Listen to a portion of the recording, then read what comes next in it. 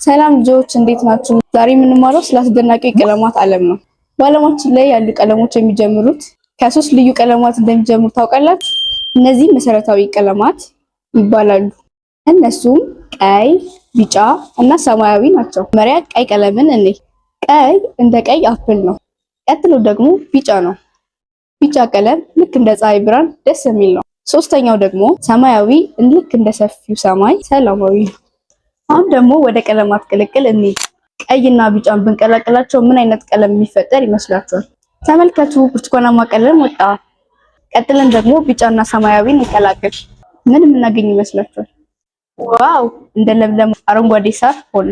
የመጨረሻው ደግሞ ቀይና ሰማያዊን ብንቀላቅል ወደ ውብ ወይንጠጅ ቀለም ይቀየራል።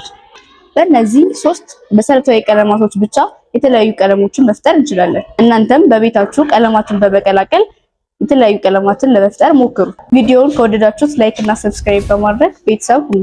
ነበረን ቆይታ በዚህ ያበቃል።